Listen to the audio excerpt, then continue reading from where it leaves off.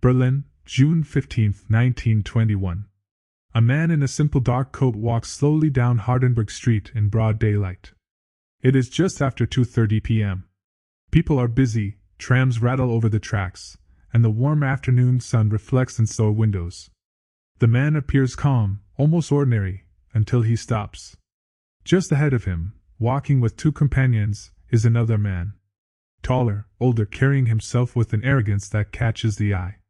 He is unaware that a gun is already in a pocket only a few meters behind him. Unaware that the past he buried 13 years ago is about to claw back into the present. The younger man tightens his jaw. His heart slams against his ribs. His right hand grips the cold metal of a Luger pistol. He whispers one sentence to himself. "This is for my mother."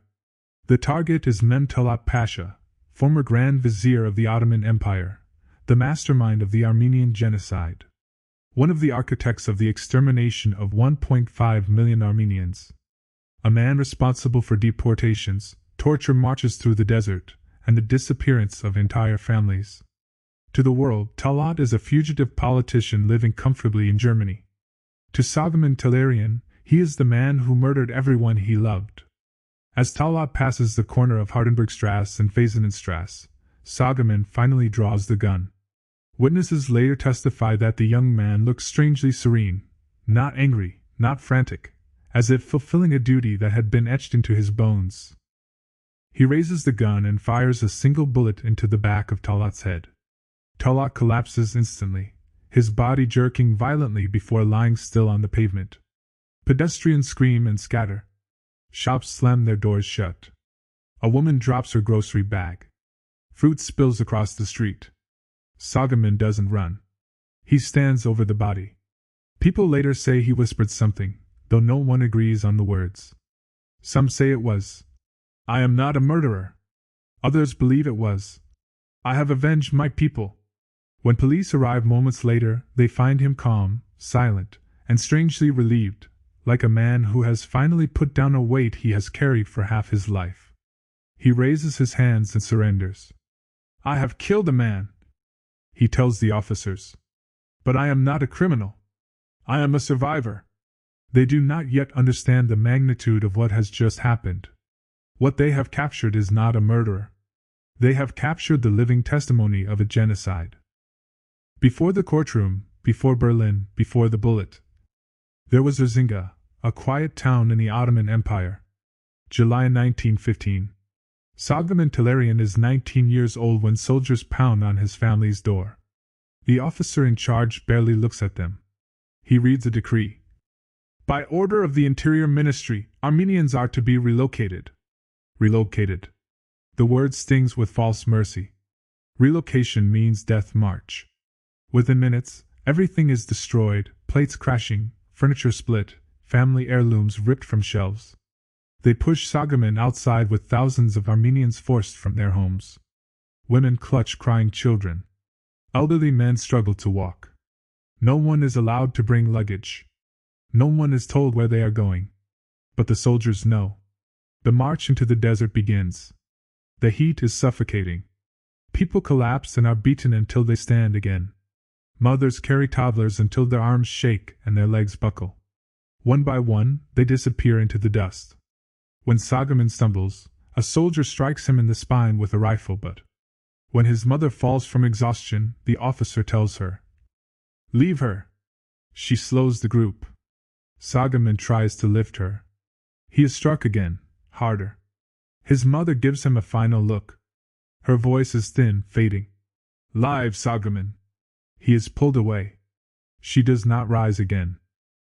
That night, the camp is silent. The desert sky is cloudless. Bodies lie scattered like abandoned sacks. Soghomon returns to search for his family. But what he finds instead is a pile. A pile of bodies. His mother. His brothers. His little sisters. The world spins. His knees buckle. His vision blurs. A cold numbness spreads through him. Not shock, not grief. A freezing of the soul. He collapses. Sand enters his throat. He wishes to die. "God, take me too!" But when he opens his eyes, he remembers Talat. The man who ordered the deportations. The man whose signature condemned millions. In that moment, grief becomes purpose. Rage becomes destiny. A single vow forms in his mind. I will find him. From that night, Tehlirian is no longer just a survivor. He is a hunter. Soghomon does not return to the village. There is nothing left to return to. For weeks, he walks, city to city, refugee camp to refugee camp, haunted by the last sound his mother made when the officer kicked her. Every time he closes his eyes, he hears it again. He tries to eat. He can't. He tries to sleep. He dreams of sand swallowing his family whole. He keeps moving.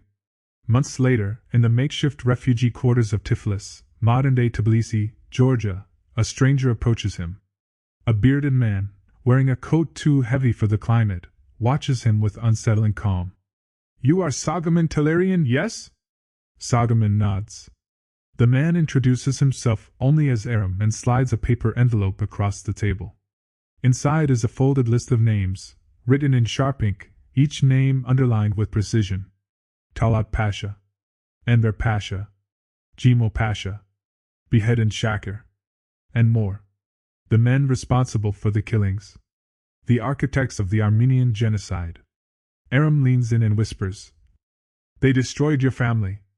These are the men who ordered it. Soghomon looks at the names. Talat Pasha, Minister of the Interior. The one who wrote the deportation order. His fist tightens. Aram studies him. We are not alone. We are Operation Nemesis. We find them. We wait. We strike. Nemesis, the Greek goddess of retribution. Justice for those who will never receive any. These men think they are safe. Talat is reportedly living in Europe under an assumed name, protected by governments who benefit from silence. Aram speaks slowly, measuring every word. This is not assassination. This is execution. Something inside Soghomon shifts. He finally understands what his pain was shaping him into, not a victim, not a survivor, but a weapon. The training begins. Not military training, mental training. Soghomon learns how to tail someone through a crowd without being seen. How to disappear. How to become a shadow. He studies multiple languages, learns false identities, practices the calm, steady breathing of a man preparing for a kill shot. But his mind remains trapped in the desert, his mother's face in the sand, her voice whispering, Live. To live means to act. When the moment comes, Aram slides a small pistol across the table. You will not kill out of hatred. You will kill out of duty. Soghomon nods. His hand doesn't shake. His voice doesn't crack. Where is Talat? Aram smiles. Berlin.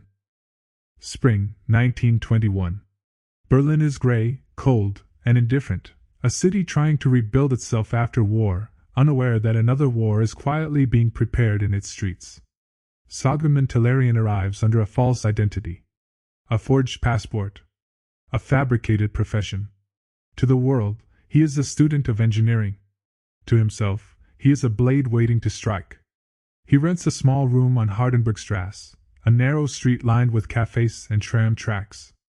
Every night, he studies the same street corner from his window. Operation Nemesis has already provided him with the information. Talat Pasha is living at number 17 Hardenbergstrasse. Under a fake name. Protected by the German government. Soghomon rehearses the plan again and again. Watch. Confirm. Execute. He begins months of surveillance. Each morning he positions himself at the corner cafe with a newspaper, pretending to read while tracking every face around the building. He sketches Talat's silhouette over and over until the man's posture, walk, and gestures are burned into his memory. Broad shoulders. Heavy mustache. Walks with authority, even as a ghost. Talat lives openly. He walks the street without fear, convinced he is untouchable. That arrogance becomes Soghomon's window. On a rainy Tuesday, everything changes. The door opens, and a man exits the apartment building. Soghomon freezes. It's him. Talat Pasha. The man who signed the deportation order that condemned his family. The architect of a genocide. Talat walks toward the corner, umbrella in hand. He doesn't look around. He believes anonymity protects him. He believes history has no memory. Soghomon watches from behind the cafe window, heart pounding, palms damp. He memorizes Talat's routine, his walking route, the time he returns from the post office. Every step Talat takes is now predictable. But still, Soghomon hesitates. He carries the pistol in his pocket every day, feeling its weight like a heartbeat. Yet he cannot pull the trigger, not yet. Not until he is sure. Night after night, he dreams of the desert. His mother's hand slipping out of his. His brother collapsing in the sand. His father's voice whispering, "Remember." Each memory sharpens him. This isn't revenge. This is justice. One morning, Soghomon wakes up resolved. He stands in front of the mirror. His eyes are hollow. His jaw is set. He whispers to his reflection, "It ends today." He loads the pistol. He walks out the door. Each step is steady, silent, inevitable. History is about to change. March 15, 1921, Berlin. The morning is cold but clear. Traffic hums along Hardenbergstrasse, trams clattering, bicycles buzzing past, and the distant chatter of shopkeepers unlocking their doors. Soghomon Tehlirian walks slowly, hands inside the pockets of his coat. Inside his right pocket rests a small Luger pistol. He feels the metal against his fingertips, like touching fate. He positions himself on the sidewalk across from Talat's residence, pretending to read a newspaper. A tram rattles by, steam billowing into the cold air. People hurry to work, unaware that history is narrowing into a single point. At 11 a.m., the front door opens. Talat Pasha steps out. Dark coat. Bowler hat. Confident stride. He begins walking down the street, shoulders squared, just as he had every morning. Soghomon stands up from the bench. His heartbeat slows, not speeds up. Suddenly, everything is quiet. No crowds. No sound. Just purpose. He follows Talat from behind. 20 feet. 10 feet. Talat pauses to look at a shop window, unaware that the past has caught up to him. Soghomon stops. Raises the gun. The world seems to hold its breath. He speaks, low, steady, final. "This is for my family." Bang. A single shot echoes down the street. Talat collapses instantly, the force knocking him onto the pavement. His hat rolls into the gutter. A splash of red stains the sidewalk. The street explodes into chaos. A woman screams. A shopkeeper ducks behind his counter. People run in every direction. But Soghomon? He doesn't run. He stands over the body, calm and composed, and simply waits. Police arrive moments later, weapons drawn. "Drop the gun!" Soghomon doesn't fight. He lowers the pistol, places it carefully on the curb, and raises his hands. When the officers grab him, he says only one sentence, in a voice that echoes through decades. "I am not a murderer. I am an Armenian." The officers freeze. They don't understand the meaning. But history does. At that moment, on a street corner in Berlin, the man responsible for the deaths of over 1 million Armenians lies dead. And the man who killed him stands still, unafraid. Because this was never a crime. This was justice delivered by the last surviving witness. His heartbeat slows, not speeds up. Suddenly, everything is quiet. No crowds. No sound. Just purpose. He follows Talat from behind. 20 feet. 10 feet. Talat pauses to look at a shop window, unaware that the past has caught up to him. Soghomon stops. Raises the gun.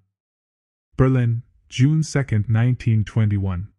Crowds flood the courthouse entrance. Journalists, diplomats, Armenian survivors, and curious citizens. Some are here for justice. Others want scandal. But everyone wants to see the man who shot Talat Pasha, the most wanted war criminal in the world.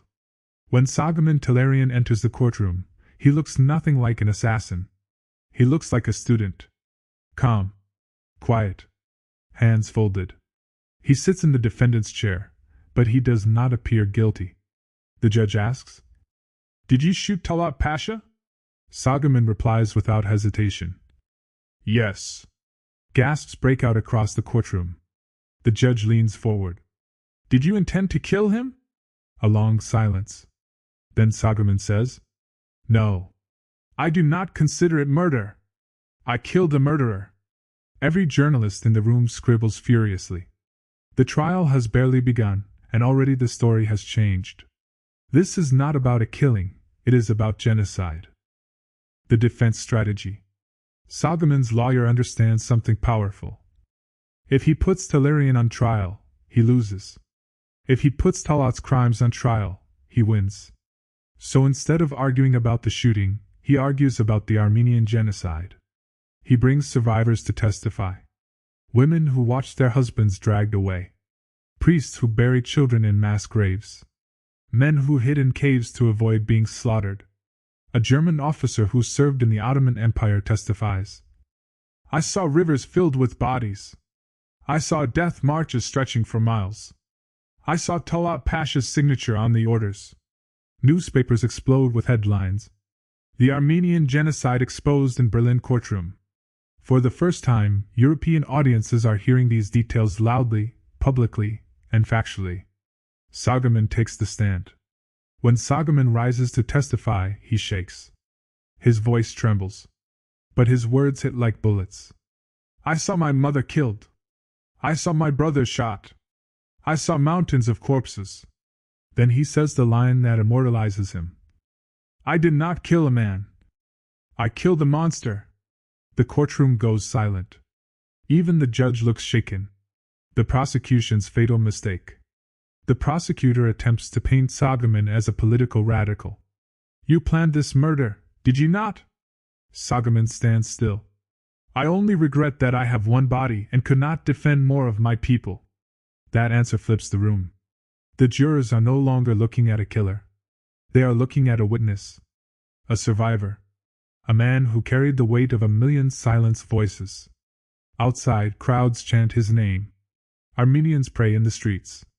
Turks demand his execution. Germans are stunned that their own government protected Talat. Soghomon's story has now become global. This trial is no longer about one bullet. It is about every unpunished crime in history. June 3, 1921, Berlin Criminal Court. Day 2 of the trial. The world holds its breath. Journalists crowd every inch of the courtroom. Outside, people gather in the street, climbing onto benches and rooftops to hear updates shouted through open windows. The case has shifted. This is no longer Germany versus Soghomon Tehlirian. It has become justice versus genocide. The final arguments. The prosecutor repeats his claim. This case is simple. A man killed another man. It is murder. He insists that the political motives are irrelevant. But the defense attorney walks to the center of the courtroom with no notes. He looks directly at the jury and says, Ladies and gentlemen, the man Tehlirian shot was responsible for the murder of more than 1 million Armenians. He holds up prudence-like photographs, real photographs, from the genocide. Women hanging from gallows in town squares. Fathers executed. Children left in the desert. The jury visibly recoils. Then he points at Soghomon. He did not choose to become an executioner. The world failed to deliver justice. He became justice. Soghomon's last words. The judge asks if the defendant wants to say anything before the jury withdraws. Soghomon stands. His voice is steady. I am not ashamed of what I did. I acted for my mother, for my brothers, for my entire nation. He pauses. Everyone leans in. I felt as if Talat himself had placed a gun in my hand. A woman in the gallery collapses in tears. The jury exits the courtroom. The waiting. The hallways are flooded with whispers. Reporters rush to telegraph rooms preparing 2 headlines. Armenian Avenger sentenced. Or Armenian Avenger acquitted. Crowds outside chant. Justice for the Armenians. Tehlirian is not a murderer. Inside, Soghomon sits motionless. His hands are folded, his face blank, as if bracing himself for death. 47 minutes pass. A bailiff opens the door. The jury has reached a verdict. The room freezes. The verdict. The foreman stands and unfolds a slip of paper. He clears his throat. On the charge of murder. Silence. The jury finds the defendant. A pause so long that people stop breathing. Not guilty. The courtroom erupts. Women sob. Men shout prayers. Reporters rush out like a stampede. Outside, the crowd explodes with cheers. Free Tehlirian! Justice! Armenians lift him onto their shoulders. Soghomon Tehlirian, the man who hunted the architect of genocide, walks out of the courthouse a free man. What just happened? A single bullet did what? Nations would not. Diplomats could not. The world had refused to do. The verdict is not merely legal. It is symbolic. A court of law effectively declared Talat Pasha committed genocide. And Soghomon Tehlirian stopped him. Tehlirian disappears into the cheering crowd, a survivor, a revolutionary, a symbol. But the story isn't finished yet. His freedom sparks something bigger. A movement. A global secret operation that will hunt down every Ottoman official who escaped justice. The courtroom's roar did more than free one man. It galvanized a quiet network that had been waiting for permission to act. Operation Nemesis, the covert campaign plotted by the Armenian Revolutionary Federation, was already in motion long before Talat's death. What Tehlirian's acquittal did was give the campaign a moral green light. If courts would not punish the architects of slaughter, others would. Nemesis was not a mob. It was a pact between survivors and strategists, former soldiers, exiles, and men who had watched entire villages disappear into the desert. They trained in safe houses from Constantinople to Tbilisi, learned tradecraft, and exchanged cover identities. Their targets were specific: architects of deportation orders, men who had signed death decrees and then vanished into diplomatic exile. Talat was only the first name on a long list. The assassins moved like ghosts. Some struck in cafes, others on quiet streets, each act surgical and swift. They took care to avoid indiscriminate killing. Nemesis operators sought to place responsibility where they believed responsibility belonged. When diplomats protested or newspapers denounced revenge, the operatives answered with a single line they had carved into their mission from day one: justice for the dead. Across Europe, reaction was immediate and explosive. For many Armenians, the killings were a long-awaited reversal, a statement that the world could not erase them with silence. For Turkish nationalists and pro-Ottoman circles, the attacks were acts of terror. Diplomats called for extradition, and some governments quietly tightened protection around former officials. But the moral fog was thick. Philosophers, clerics, and politicians argued publicly: was Nemesis necessary retribution or the dangerous triumph of private vengeance over the rule of law? In smoky cafes and parliament chambers, the question burned on.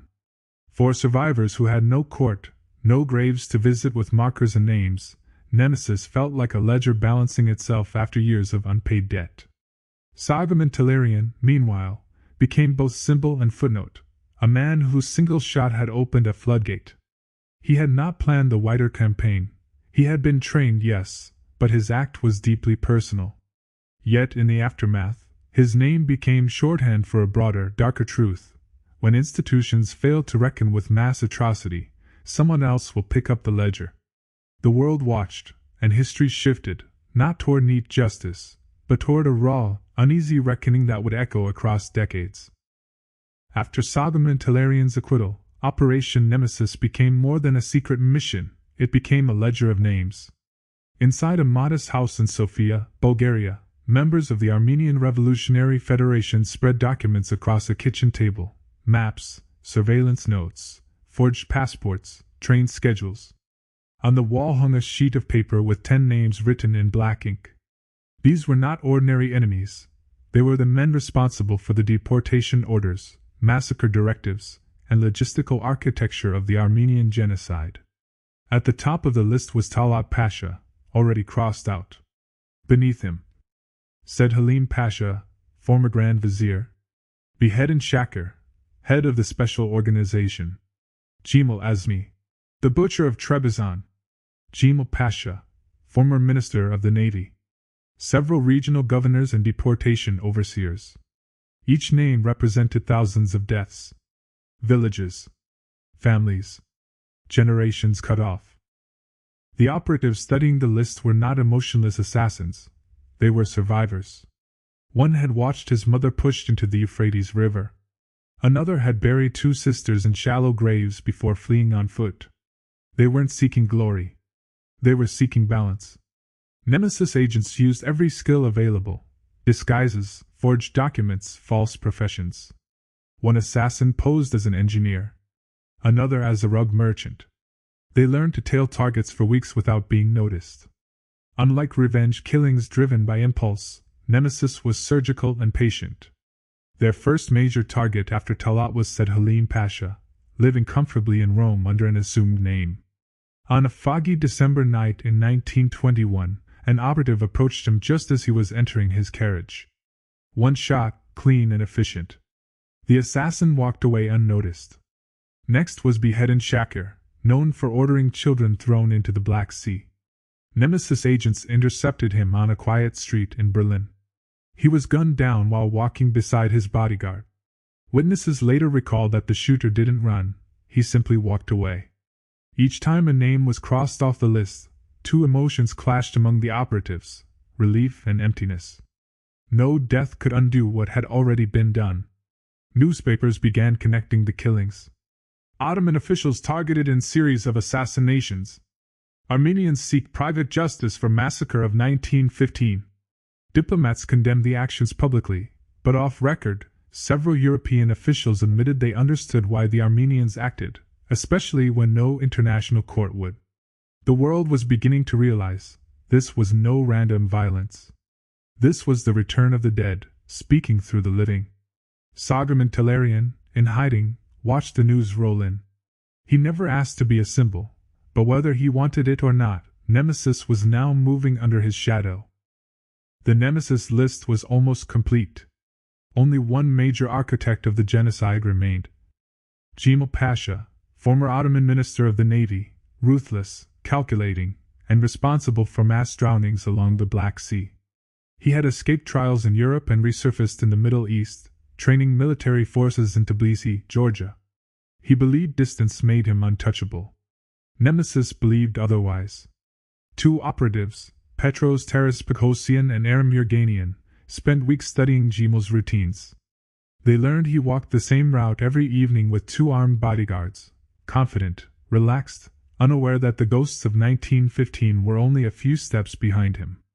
On July 21, 1922, the operatives emerged from an alley as Cemal and his escorts approached. Cemal recognized the guns an instant before they fired. In that moment, witnesses said he lifted his chin, like a man who finally understood why death had come for him. 3 shots. Cemal collapsed into the dirt. As the assassins vanished into the crowd, a witness claimed to hear one of them whisper, "For the children in the river."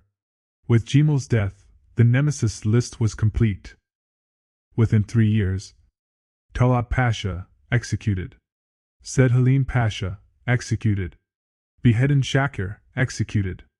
Cemal Azmi, executed. Cemal Pasha, executed. Every one of the central architects of the Armenian genocide was dead. Not by governments. Not by courts. By survivors. No Nemesis agent was ever convicted. Their mission dissolved quietly and permanently. No medals. No monuments. Only shadows and gravestones. Soghomon Tehlirian faded into anonymity. He married, lived a quiet life, and died in California in 1960. His tombstone bears no mention of Talat, the trial, or the genocide. It reads only, "He died on his feet, so his nation could live." But history remembers what the headstone does not. Legal scholars still teach Tehlirian v. the state in universities around the world. Human rights lawyers call Tehlirian's trial the predecessor of the Nuremberg trials, when Nazi officials faced justice. Raphael Lemkin, the lawyer who coined the term genocide, said he was inspired directly by Operation Nemesis and Tehlirian's case. Without Nemesis, there may have been no Nuremberg. No precedent for prosecuting crimes against humanity.